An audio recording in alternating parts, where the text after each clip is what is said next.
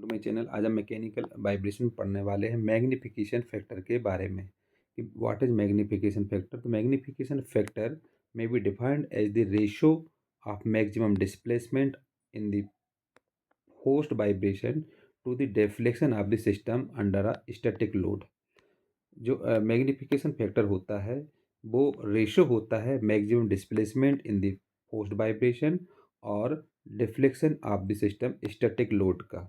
So as the frequency of forced vibration is equal to the angular velocity of periodic force, as maximum amplitude of forced vibration is equal to the maximum displacement of vibration.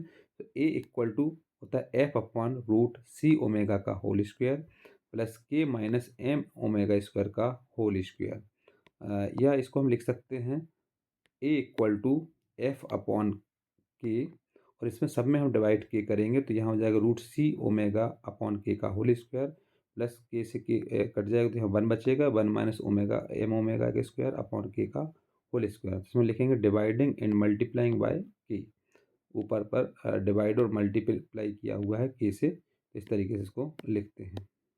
इसको हम लिख सकते हैं F upon K root two epsilon omega upon omega N का whole square plus one minus omega upon omega N का whole square का whole square. चूँकि C omega upon K equal to हम इसको लिखेंगे two epsilon omega upon omega N के बराबर, और ओमेगा एन का whole square equal to K upon M होता है। इसके कारण इसमें हम एफ अपॉन के की जगह पे एक्स जीरो हम पुट करेंगे, जहाँ पर एक्स जीरो होता है deflection of the system under static force पर।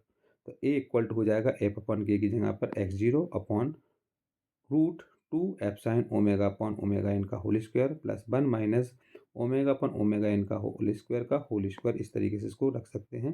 इसको हम नीचे ले आएंगे तो ये हो जाएगा A upon X zero equal to one upon root two epsilon omega upon omega N का whole square plus one minus omega upon omega N का स्क्वायर का होल स्क्वायर हो जाएगा इस तरीके से। सो जहाँ पर A upon X zero is known as magnification factor or amplitude ratio. So magnification factor determines the maximum amplitude of displacement in the forced vibration। तो जो a अपॉन एक्स जीरो है वो उसको हम मैग्निफिकेशन फैक्टर कहते हैं। इसमें हमने मैग्निफिकेशन फैक्टर पढ़ा। मैग्निफिकेशन फैक्टर क्या होता है? मैग्निफिकेशन फैक्टर होता है कि magnification factor may be defined as the ratio of maximum displacement in the forced vibration to the deflection of the system in under a static load. A equal to, चूँकि A equal to F upon root C omega का square plus K minus O M omega का square का whole square होगा। अगर हम दोनों में divide और मल्टीप्लाई कर देते के का तो इस फॉर्म में हो जाता है A equal to F upon K root C omega upon K का whole square plus one minus M omega square upon K का होल स्क्वायर। इसमें हम इस फॉर्म में भी लिख सकते हैं F upon K root two epsilon omega upon omega N का whole square plus one minus omega upon omega N का होल स्क्वायर होगा। एफ अपॉन के की जगह पर हम एक्स जीरो रखेंगे तो इस तरीके से आ जाएगा।